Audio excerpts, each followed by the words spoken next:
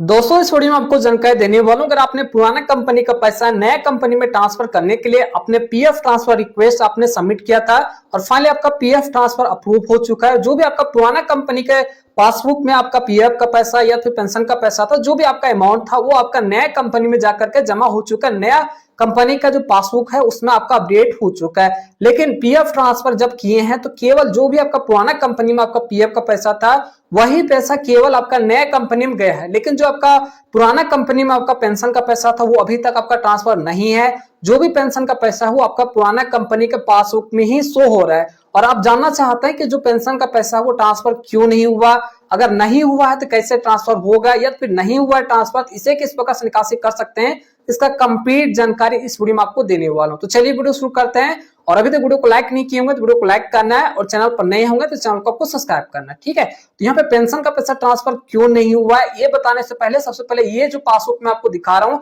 पहले किस प्रकार था, 10 से 15 दिन पहले किस प्रकार से यहाँ पे पीएफ का पैसा था वो सबसे पहले मैं आपको दिखा देता हूँ। जैसे कि स्क्रीन पर देख सकते हैं, यहाँ पे साइड में आपको स्क्रीनशॉट लगाया हूँ। यहाँ पे देख सकते हैं पहले इंप्लॉय शेयर में 19,945 रुपया था, ठीक है। अब यहाँ पे कितना हो चुका है, पीएफ ट्रांसफर होने के बाद जीरो हो चुका है। जीरो हो जाने के बाद मतलब इसका यही हुआ कि जो भी मेरा पुराना कंपनी इसका जो भी पीएफ का पैसा था इंप्लॉय शेयर में वो मेरा नया कंपनी के मेंबर आईडी में चला जा चुका है, वहां पे जाकर के ऐड हो चुका है, ठीक है। सेम एज इंप्लॉयर शेयर में कितना था देख सकते हैं 6,097 था, तो यहाँ पे जीरो अब शो रहा है। तो जीरो शो होने का मतलब होता है इससे पैसा निकल करके मेरा नया मेंबर आईडी है, मेरा नया कंपनी है उसमें शो रहा है। लेकिन जो पेंशन का पैसा था पहले जितना था 12,115 रुपया, वही सेम एज यहाँ पे देख सकते हैं 12,115 रुपए यहाँ पर नजर आ रहा है, ठीक है। दोनों मैंने आपको दिखा दिया पहले किस प्रकार था, 10 से 15 दिन पहले किस प्रकार से था, और अभी ट्रांसफर हो जाने के बाद किस प्रकार से पासबुक यहाँ पे शो हो रहा है, ठीक है। तो सिंपल से समझ लीजिए जो भी मेरा पुराना कंपनी जो पासबुक में आपको दिखा रहा हूं इसमें जो भी पीएफ का पैसा था वो पीएफ का पैसा इस पासबुक से निकल करके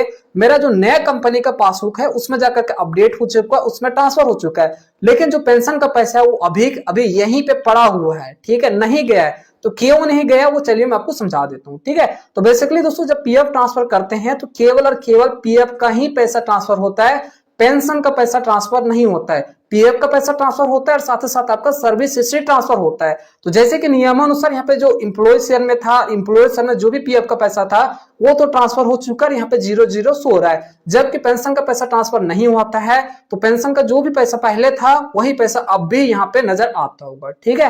क्लियर हो गया होगा। पीएफ ट्रांसफर करते हैं तो केवल पीएफ का पैसा ट्रांसफर होता है, पेंशन का पैसा आपका पुराना पासबुक में ही शो होता होगा जैसे कि अभी शो रहा है, और साथ ही साथ आपका सर्विस हिस्ट्री ट्रांसफर हो जाता है। अब सवाल रहता है कि पेंशन का पैसा ट्रांसफर नहीं हुआ तो इसे किस प्रकार से निकासी कर सकते हैं, कब निकासी कर सकते हैं वो जानकारी दे देता हूं, ठीक है। इससे निकासी करना आपके लिए काफी इजी हो जाता है। जैसे कि अभी जिस कंपनी में आप काम कर रहे हैं उस कंपनी को भविष्य में कभी भी जब छोड़ दीजिएगा और डेट ऑफ एग्जिस्ट मेंशन हो जाएगा, 7 दिन के बाद आपका डेट ऑफ एग्जिस्ट मेंशन हो जाता है। उसके बाद जब भी आपका जो नया कंपनी है उसमें डेट ऑफ एग्जिस्ट मेंशन करके पीएफ का पूरा पैसा निकासी करने के लिए फॉर्म 19 जब अप्लाई कर दीजिएगा तो उसमें जो भी आपका नया कंपनी पीएफ का पैसा था इससे जो भी पैसा उसमें गया होगा पूरा का पूरा निकासी हो जाएगा, ठीक है। सेम है जब नया कंपनी में पेंशन का पूरा पैसा निकासी करने के लिए फॉर्म 10 से जब अप्लाई कर दीजिएगा, जो भी आपका नया कंपनी है जिसमें अभी काम करते होंगे, मतलब जिस कंपनी को अभी प्रेजेंट टाइम में छोड़े होंगे जिसमें डेट ऑफ एग्जिस्ट डाल करके पेंशन का पैसा निकासी कर रहे हैं, ठीक है, जो नया कंपनी होगा उसमें जो भी पेंशन का पैसा होगा वो तो आपका निकल जाएगा। साथ ही साथ जो भी पुराना कंपनी है जो यहाँ पे स्क्रीन पे आपके पास पेंशन का पैसा दिख रहा है ये भी पैसा उसके साथ ही निकल जाएगा। ऐसा इसलिए क्योंकि आपका सर्विस हिस्ट्री जब ट्रांसफर हो गया है तो समझ लीजिए आपका पेंशन का पैसा का भी वो उसमें ट्रांसफर हो गया है। ट्रांसफर हो ही जाता है लेकिन जो पेंशन का पैसा होता है वो आपका पुराना पासबुक में ही केवल शो होता है, ठीक है। तो यहाँ पे शो होने से कोई मतलब नहीं है, पैसा तो पुराना पासबुक में ही शो होगा। लेकिन जब नया कंपनी में डेट ऑफ एग्जिस्ट डाल करके पीएफ का पूरा पैसा निकासी कीजिएगा या फिर पेंशन का पूरा पैसा निकासी कीजिएगा तो दोनों कंपनी का जो भी पीएफ का पैसा या फिर पेंशन का पैसा होगा एक साथ ही निकासी हो जाएगा। तो वीडियो देखने के बाद आपको सब कुछ समझ आ गया होगा।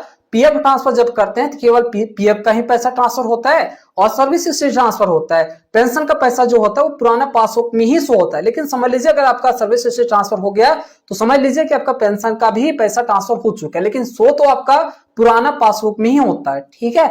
सभी कंफ्यूजन आपका दूर हो गया होगा। आशा करता हूँ वीडियो देखने के बाद कंप्लीट जानकारी आपको मिल गया होगा, काफी ज्यादा अच्छा लगा हो, इन्फॉर्मेशन मिला होगा। तो वीडियो को लाइक और चैनल पर नए होंगे चैनल को आपको सब्सक्राइब करना है।